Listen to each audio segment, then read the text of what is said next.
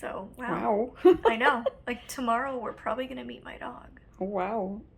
That's crazy. I know. I have officially arrived to campus. I want to show you around my room and around campus.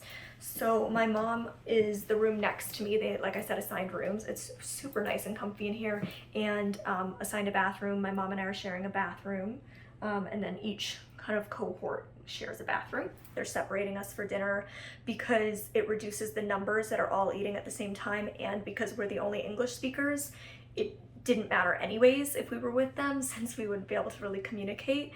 So they were like, well, if you can't even speak the language, we might as well try to reduce the numbers that are being exposed and separate you. So I'm glad my mom is here because I won't be eating alone, and I'll have somebody to talk to. But so on the walls, my mom was saying there's like pictures of the Mira dogs, which is so cute. They're gorgeous. And there's this like textured, oh, it's not here. No. Never mind. But there's like this nice duvet cover. Actually, if you, to your left, Molly, there. So there's this like textured kind of wood paneling almost that's on the wall, some of the walls in the room. It has like real cottagey vibes, which I love, like real cozy cottage feel. And then, you know, bedside table with a bedside lamp, nice drawer. Then over here, you've got some dresser drawers. We have a little window, which I'm really happy about. I wasn't sure if there was like windows in the basement. Into the garden. With a little blind that I can pull down in the night.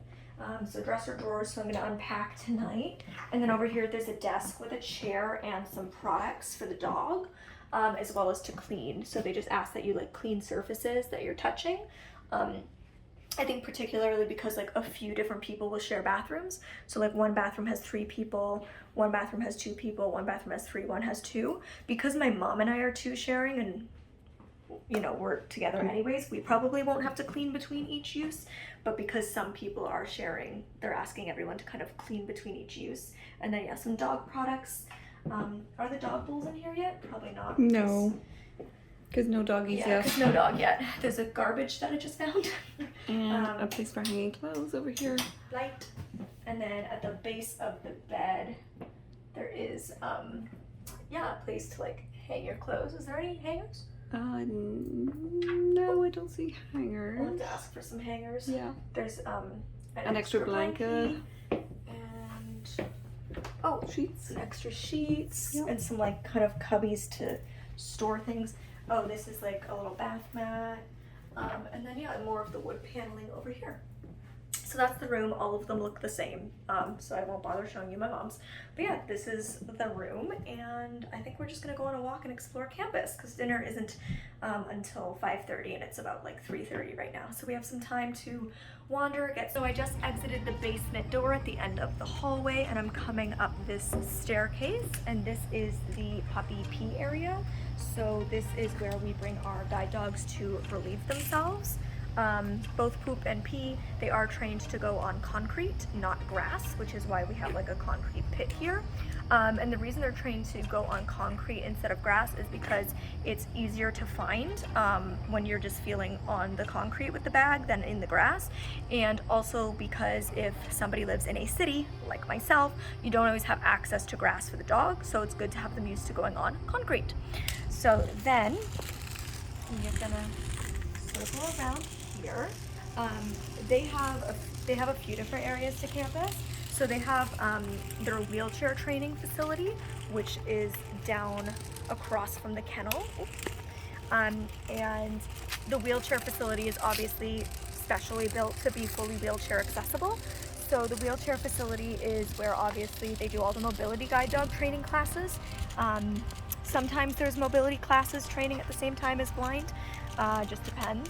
I'm not sure about right now. And I think they do the autism training in that facility as well. So their main campus, which is where I'm staying, or their main facility where I'm staying, is just where they do the training for the blind. At least that's how it's always been in the past. Because of course there's stairs and stuff like that. The bathrooms aren't wheelchair accessible. In the wheelchair accessible one, they of course have lifts everywhere. Then we just come down this hall and down the sidewalk, and we're going to hit a crossing, and then at the other side is the kennel where all the dogs stay. They also have a veterinary clinic on campus, which is part of what the donations go towards, is all the vet care for the first 2 years of the guide dog's life, which means, you know, having any surgeries, like being, you know, snipped so they can't make babies because they have to be guide dogs, not parents, and things like that. And if they get, you know, an ear infection, anything like that, they're taken care of on campus. All the food is so good. I mean, it's like French cooking, you know, the French really know how to cook. The food's always been amazing every time I've come, which I've appreciated because you're working really hard, so you're super hungry. They also have very big vans like you saw us in. Those are the vans where they transport all of us back and forth to, you know, training and stuff. Because most days we're not just training on campus, we're going out and about to real world situations like downtown Montreal, shopping malls, train stations, all different kinds of things, restaurants, and so they transport all of us in these giant black vans where we all put our puppies at our feet. It's really fun. It's like summer camp, honestly, or like I said, GDU, Guide Dog University. This is the Mira van? Yeah, one of them. Yeah. It's got the puppies. There's all the puppies. There's the big vans where they probably house the dogs when they arrive. Oh, there's a cat, Molly. Yes. A little black and white cat. That seems really friendly. They have Hello. campus Campus cat. Are you filming still? Yeah. Hello everyone. So they do have campus cats, and a lot of people have asked me about this. They keep cats on campus as well as living, so they you might hear some of the dogs. Oh. The kennels are right there, and they have cats that live in the kennels with the dogs. They coexist as friends, and that's so that the dogs are super used to cats. It's a very comfortable experience for them. Hello, little Missy.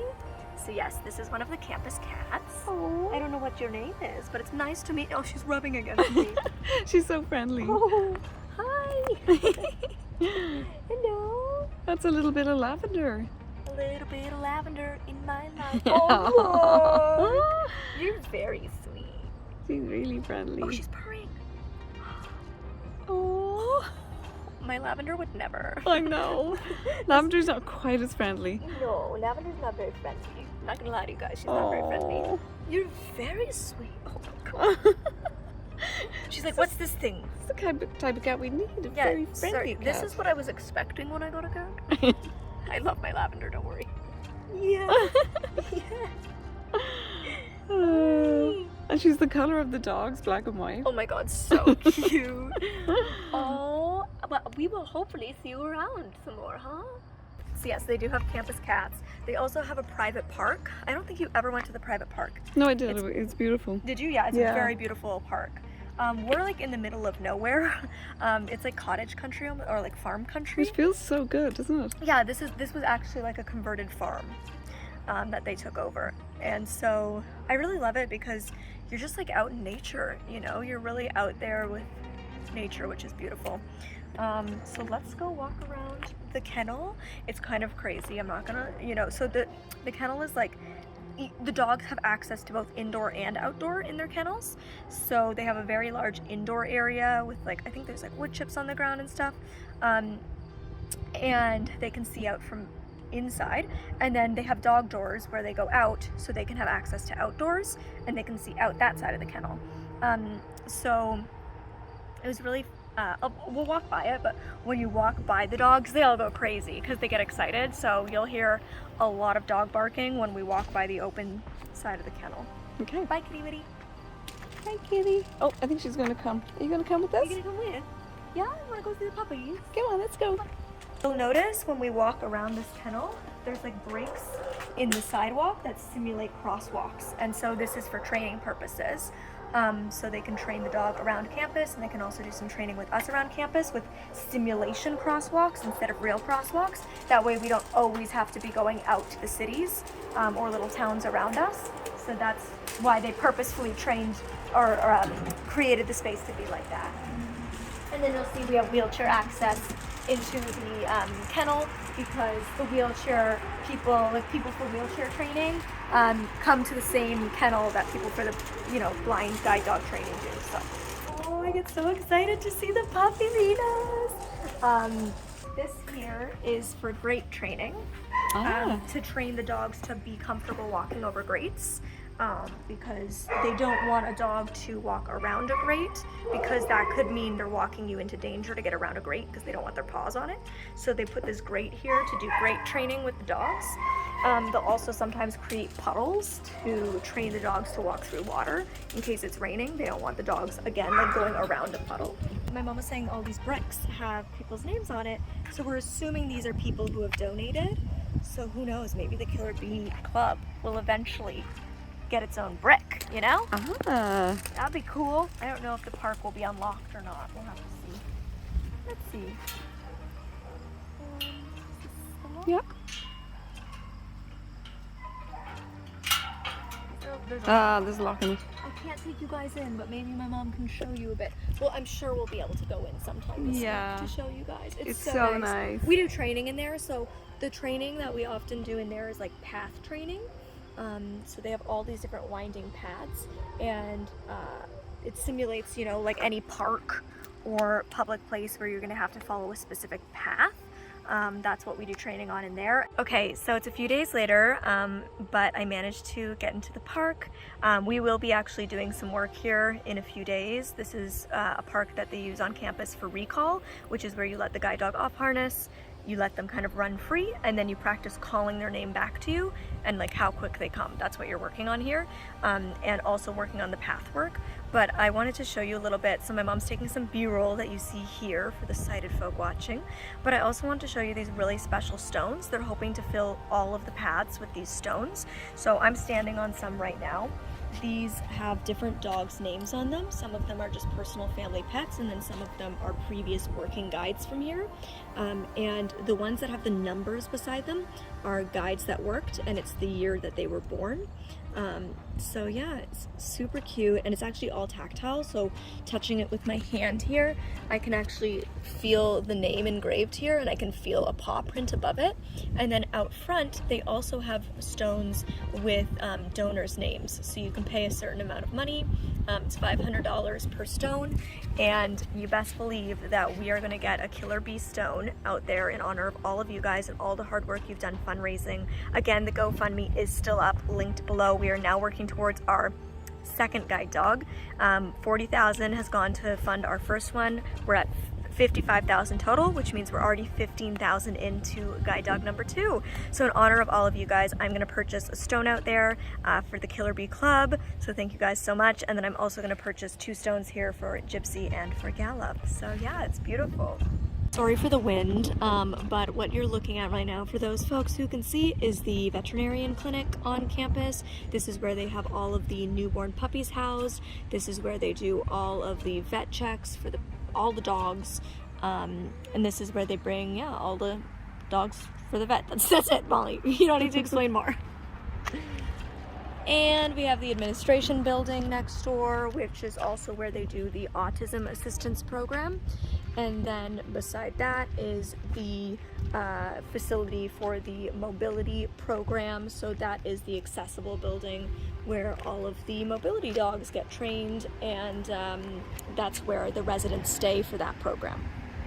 Like I said, Mira is kind of like an old converted farmhouse. It's so cute. It's such a big, beautiful campus. And all around is some like really lovely homes, but also these big cornfields and apparently beautiful views of mountains. It was interesting, the volunteer who drove us was super nice, and he was telling us, you know, some of the volunteer work that he does for Mira. He does more than just, you know, pickups. But he was saying, you know, about how at the 10-month mark, when they're puppies, once they hit the 10-month mark, they come back to do their examination, and they have to do 9 different tests. If they pass all 9, they become a guide dog. It's the hardest program to pass. And then the next level, they become a mobility dog. Next level down, they become an autism assistance dog. And then if they don't pass enough, then they fail, flunk out of the program, and they get adopted out. There is a very long wait list to adopt, and they do have to pay a fee to adopt the dog, and that fee basically just covers what Mira put into the dog. So the fee that they pay covers for, you know, being neutered or spayed as puppies and all of that kind of stuff. And that's how Mira is able to recoup some cost to put back into the dogs that are being fully trained. So the dogs that fail do not cost $40,000. they break down the amount of money into simply the dogs that pass. So the $40,000 that you guys have raised is only going into a passing dog. Even if the name that we voted on is a puppy that fails, that money did not get wasted. The money actually still gets allocated to a dog that passed. So I want you guys to not rest assured knowing that the money is absolutely going to a dog that is passing, whether our little Gigi fails or not. But fingers crossed she gets into autism, mobility, or my real hope that she gets into guiding, because that would be super cool. Let's find somewhere nice to sit outside and do a little more chatting about my training over the next few weeks and what to expect. Okay, let's sit and chat a bit about training. So yes, my mom is here with me. She's never come before. Well, she's like come to visit me while I'm at training. You get Sundays off. Other than that, you work 6 days a week. So Sundays are visiting day, so you can have visitors. So my parents came to visit me when I was training with Gypsy and with Gallop, and I think you guys dropped me off for Gallop. Yeah.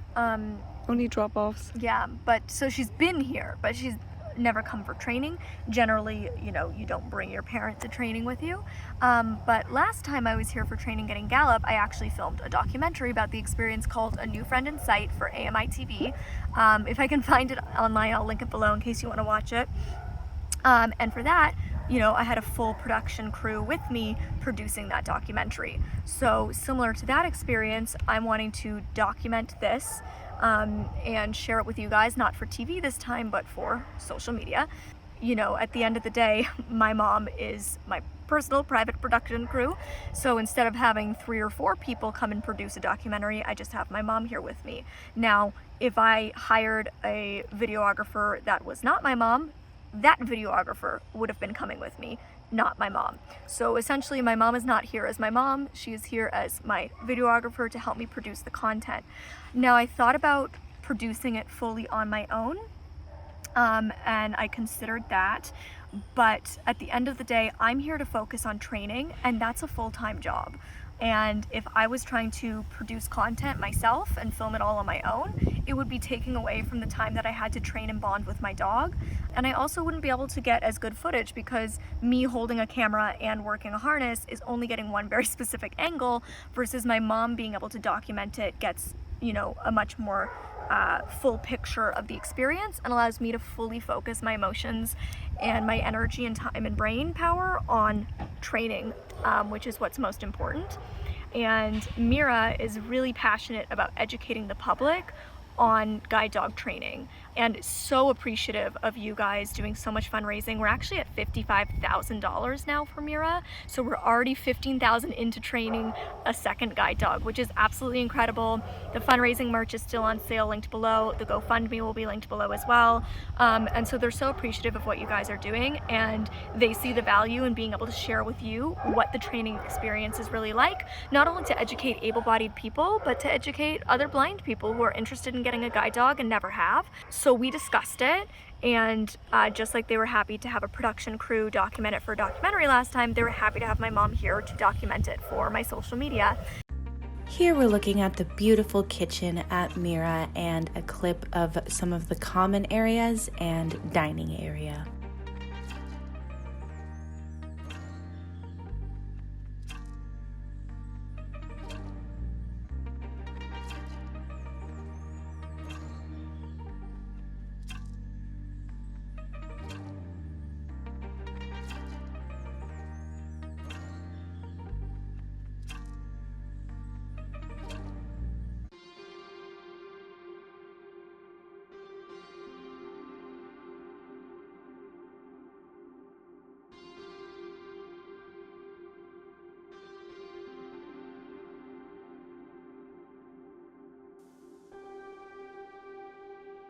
Time for the completed room tour. I changed into something comfy and cozy for the evening before I go out for dinner. I got my slippers on, definite must have. Okay, let's see how I've organized. So in the closet area here, I've got all my hanging like sweaters and jackets.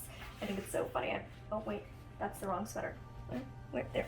I put my 2 gray animal prints next to each other. Okay.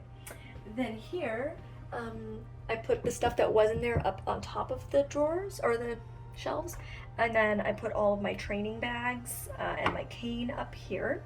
Then I put all of my shoes, rain boots at the back, and then I put all of my snacks. If you guys know me, when I get super anxious, I struggle a bit with eating. So I brought some of the foods that are really easy for me to eat just because, you know, this is an emotional transition and I don't know how things are gonna go. So I always like to be prepared with snacks that I can eat.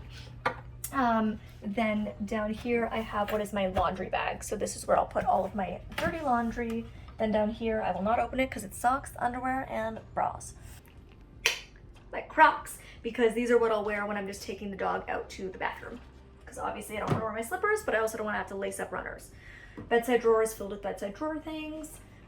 Cold pressed juice that I brought with me from the hotel. If you watched that video, you saw this. And then I like to bring like little touches of home. So even if I never lit this, it just, it just smells good, makes the room smell like me, you know, like my home. So it's just comforting for me. Over here, makeup, hot water bottle, again, touch of home, comforting. My neck pillow from traveling. In here, I have all of like my matching sets. In here, I have all of my single items.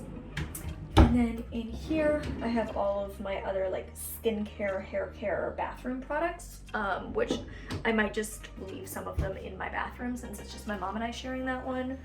Then we figured out that there's lights up here. Look at this little Mira book.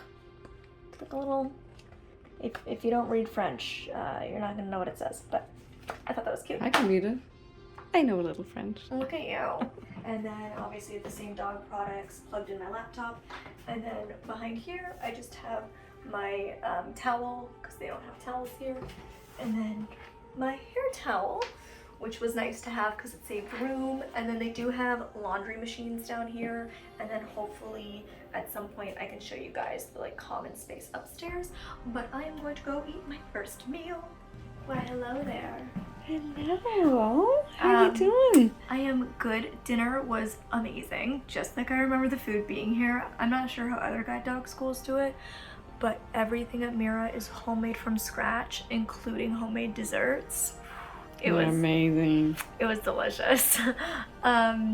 And I've got a cup of peppermint tea in hand, a hot water bottle. It's actually gorgeous weather, like really hot out, but there's air conditioning on, and I'm just the type of person who always loves to be like extremely cozy and warm. I find heat of any kind just very comforting.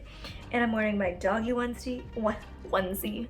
I've got my candle lighting, and it's literally only like 7:30 at night, but I think I'm just gonna like watch some Netflix and go to bed because I've got to be up at 6:45, which is EST, meaning PST, that's 3:45 a.m.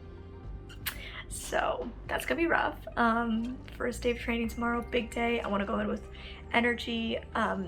All of my anxiety is gone, all of my stress is gone, and I'm just excited. I feel like there's just been so much tension leading up to this. I've been feeling so overwhelmed for so many reasons, and I have had nothing but good experiences with Mira. People ask me why I come to Mira, why I keep coming back. I've had nothing but incredible experiences. This is like home to me. It feels like family. Both of my dogs have been utterly incredible in every way, and so why change? Like at the end of the day, like why fix something that is not broken? And you know, I think at the end of the day, dogs are dogs, and there's always some problem dogs that slip through the cracks. And you know, I know a lot of people, I actually don't really have any friends who have gone to Mira, but I have a lot of friends who have like had to send their dogs into early retirement due to either health problems or because the dog decided it doesn't want to work anymore. And I think I started getting really stressed, being like, what if that happens to me? Because it can always happen. Like, these things happen. I mean, Joy Ross, happened to her, having to retire her last dog early. You know, I think I was getting scared, like, oh no, I've had 2 incredible experiences. Both my dogs worked for 7 years. Like, maybe I've run out of luck. But now I'm like, no, Molly, 3rd time's the charm. This is gonna be the best of Gypsy and the best of Gallop in one dog. That's what I'm hoping for, and I'm just keeping an open mind to whatever is meant to waltz into my life. And because I'm doing 2-week training, everything's gonna move much quicker. So usually you start training Monday morning, and by Wednesday afternoon, they've selected your dog. But I don't know, like part of me is like, maybe by tomorrow night we'll have my dog selected, or Tuesday morning. So, wow. I know, like tomorrow we're probably gonna meet my dog. Oh, wow. That's crazy. I know. Do you want to show the bandana you have? Oh yeah, I have a matching bandana. Okay. So, new Pupperino and I will match. I can't wait. This is a bandana for my new puppy, and I'm just really excited. So, I borrowed it from Gallup. I told Gallup, and he said yes, absolutely. He was willing to give up one of his bandanas for his new puppy friend, so don't come for me. Gallup approved. And Gallup is pleased with his new neon green collar. Even though Neve Burke isn't, Gallup is. You can see what I'm talking about in this video over here. You're coming to day 1 of training with me, and I hope you're excited. Give this a thumbs up if you are. Hit that subscribe button and the notification bell so you're actually notified when I upload the rest of the series. We've got a long few weeks of videos ahead for you guys to meet my new friend with me, and I can't wait to take you on every step of the journey. Thank you for the continued support always, and I know Mira says thank you as well. You guys have been so good to me. You've been so good to Mira, and I'm excited for this journey that we're all going on. And until then, you can click over here to see that video where I moved Gallup into his new home with Grandma and Grandpa, or you can click over here to see all the things I packed with me for Mira. All right, see you next time. Bye. Coming up in the next episode. The puppies hear us coming. They actually said that... Hi guys, hi friend. They said that all the dogs got a bath last week and got their ears cleaned, and that they're all very excited to meet us. They've decided that today, Tuesday, we will be sleeping with the dog.